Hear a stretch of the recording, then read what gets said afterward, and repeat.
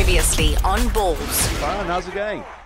Yeah, good, thanks. Thanks for having me on the show, guys. Nice to have you back on the show. I know we've chatted to you, I think, before, a little while ago.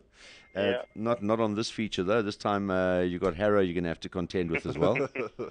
Cool, no worries. Can we, before we get into it, can we wish you a belated Eid Mubarak? Correct. Yes, thank you very much. It was yesterday. Yeah. So thank you very much to you guys. All right. How do you celebrate? Eid? Well, the first Eid is a celebration at the end of the fasting period, and the second Eid is a celebration at the end of the pilgrimage. Okay. And generally, it's celebrated with a whole host of sheep slaughtering. Okay. Yeah, so we slaughter the sheep, and we get all the meat off to the needy, people who are in need of some food and some meat. All that meat from the sheep slaughtering goes off to them. Okay. So do you actually go out there and put it in the back of your vehicle and head out to somebody and dish out all the meat?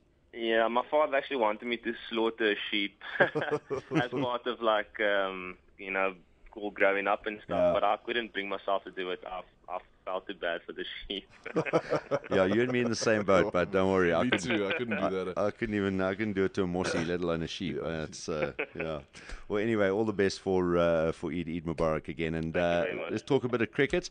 Harrow, Yes. Hello, Fudge. How are you? First of all, How's it, Daryl? Yeah, good to chat to you. We're chatting in a different light now. Yes, we are. Slightly different. Eh? Very business-like, yeah. Yeah, I've missed you on my right in the change room actually. Yeah. Yeah, That's been- we've had some good times. Has it been quieter? It's been a little bit quieter, a lot less smellier. what used to go on in that change room then? You guys obviously had lockers right next to each other. We were Yeah, close to each other. Yeah. Yeah, he wasn't exactly the tidiest person, in the change room. But each of their own. I'm not one to judge. It's just the word that was going around. Why am I not surprised? It's During lovely. the four-day game, just a little bit of dirt. Harry never used to change his cricket shirt. He used to wear it for like 3 days, and it used to hum after about the second day. Serious? Oh, I changed that theory when I played in Chennai. I had to. I had no choice. Why did But you yeah, do, I why had did you do a that? superstition where I wouldn't change my shirt. I wear the same shirt for 4 days. It's a very convenient superstition, Harry. Yeah, it was very. Yeah. But it didn't smell very good by the fourth day. I can assure you. No, definitely not. All right, explain the nicknames, because every time Harrow gets someone there, we find out their nickname. I've heard Fudgy before. Yes. Well, my real name is Farhaan. Yeah. 13. Hold on, wait. I'm trying to give my age right. About 17 years ago, I rock up for rugby practice at Westerford High School, and we had an outside coach, and he would read attendance for the day, and he would read Paul Harris, and he would say present, and he would read whoever Tristan, and he came to my name, and he looked at the board, and he looked around the crowd, and he looked at the clipboard, and he was just like, okay, well, this person's just going to be called Fudgy from now on. And it kind of stuck with me ever since. Oh, really? So it goes back to school days, eh? Yeah, it goes quite a long way. We also call you, what's the other nicknames? Doggy. I think Heine started that, eh? Doggy. I don't know. Doggy. It kind of starts as it started from Randy Jackson. Oh, Randy Jackson. American Idol. What's he up, always dog? says like, "What up, dog? What up, dog?" And then it kind of just floats from there. I don't know. Yeah. All right. Well, let's just get your thoughts on that first Test match that ended rather abruptly today. At one stage, I thought maybe we might knock them over for cheap again. The way we started. You have to be very cheap. You're chasing 40. Yeah, but they were 7 for 3. Everyone started getting excited. But yeah, we were completely dominated in this Test match. No, Pakistan played an unbelievable Test match. They put us under the pump. We won the toss, and we were looking for a big score. Unfortunately, it wasn't meant to be. Pakistan bowled really well, and they batted really well. People mustn't underestimate. People say, look, we played really bad, and, the guys are out of form type thing. But we mustn't underestimate the importance of how well Pakistan played in their own conditions. Abu Dhabi suits them, and the very hot, dry conditions suits their pace attack, with their two spinners. And yeah, we came off second best, and hopefully in the second test, we can pull off a good performance, and we can square the series.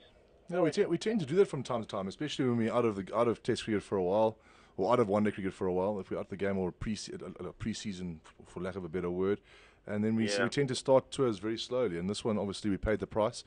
In previous ones, we've been able to save it. I think of in Australia when Faf pulled us out of trouble, and the year before, the time before that when Dale got 70 at JP and pulled us out of trouble. I don't know if we, it's difficult these days to have long pre-seasons, especially when you go to a place like that where the Champions League before. But I think the guys need to train, maybe have 2 warm-up games, maybe even 3 warm-up games before they have a test match. Yeah, no, without a doubt. I think England did it last year. They were number 1 in the world roughly about the same time, and they didn't have any cricket leading up to the test series in Dubai against Pakistan. And, they were found wanting, they were found very short of their cricket skills. And, hopefully the caliber of the test side can shine through, and, they could make it a quick turnaround.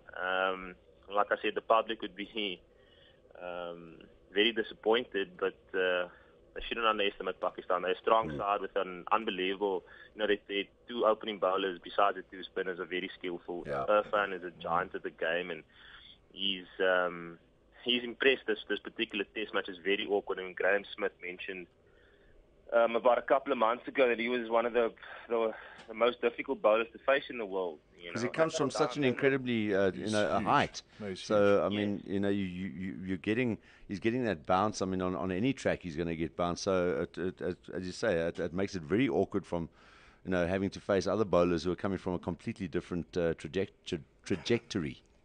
No, definitely. No matter how many times you face him, I've been fortunate enough to face him just a little bit, and it was tough.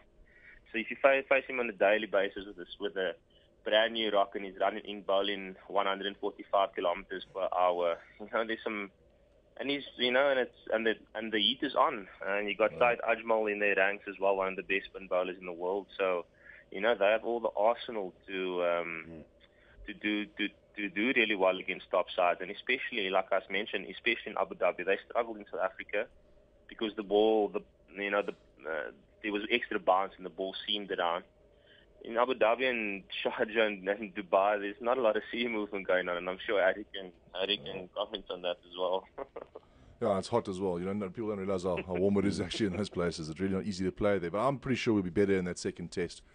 So this was our warm-up. Yeah, I think we'll come back strong. I mean, obviously, it's not great to lose a test match, but it's the first test match we've lost in the last 15, so it's a pretty good effort. But tell me now, how do you warm up for a test series then? I mean, who do you play? Because there's not a lot of countries around that you can, they've all got commitments themselves. So you've got to try to play warm-up games against President board 11s, but it's difficult there because it's not their home. That's not their home ground. So they've got to fly all players in. It becomes very tricky in those sort of places, and also most of the guys with the Champions League. So. Yeah. Because I would imagine, and you're right, you look at it and go, geez, these guys haven't played for ages. But I would imagine, Farhaan, that we maybe even a game against our SAA team. We've got so much good talent and depth in this country. Yeah. And also gives an opportunity for selectors to have a look at guys that are pushing, trying to knock on the door to get into the side. But then at the same time, you've got the opportunity, if you're playing against a side like Pakistan, who've got a giant like an Irfan. I don't know if we've got any bowlers that can kind of, bowl in a similar way. Well, Mora's well, there we go. Tall then gets bounce. You kind of almost want to have a warm-up game where you're playing against bowling like that, so that you're actually getting into that frame of mind. No, without a doubt. I mean, Hashim Amla has been playing county cricket, so he's had a lot of four-day cricket over the last while. And JP Durman has actually played for the South African A side in a four-day game against India. So those are the two batters who've done really well, unfortunately in the second innings. But in the first innings, they look like they've had some time under their belts. And the rest of the guys, Vera Peterson's been playing Champions League, and AB's been playing white ball cricket, Fast's been playing white ball cricket with Chennai and with Titans respectively. So there's a bit of, the guys have other commitments, and I've no doubt that their professionalism would shine through, and to make the switch between 2020 and Test match cricket, even one-day cricket, that is something that that us professional cricketers would have to do, on a month-to-month basis. You have to kind of switch between formats. Like AB played like a champion in the second innings. He got 90. So that's just one of the things. I fully agree that maybe somewhere along the line they could have played maybe just one or two or maybe even 3-4 games leading up to the Test matches. Yeah. But it's kind of tough to get the guys together all at one time. That's the sentiments I share with Harry as well. Yeah, I'll look a little bit closer to home now. Obviously, they've got the Momentum One Day Cup going on, and obviously the Titans involved in that, and you're involved with the Titans. A key player for the Titans. A senior player now. I remember when you rocked up there as a whippersnapper. And but obviously, how's it going there? How's Rob Walter been? I know you guys are fitter than I've ever seen you. I think you guys have got about 6% body fat there, all of you. How's it going there? I know the first game was a tight one. Yeah, look, it's been going really well. We've been training really hard. We've had a training camp up in the Transkei, a bit of a spun bow session just before we went to India. India, we really bonded quite nicely. We played under very intense pressure situations against some of the best players in the world. Unfortunately, we came unstuck against Trinidad in Ahmedabad. We regrouped. There's a lot of positives to take. Some of the youngs bowling really well. Rowan Rich is one of the standouts. Henry Davids, our captain, leading from the front. We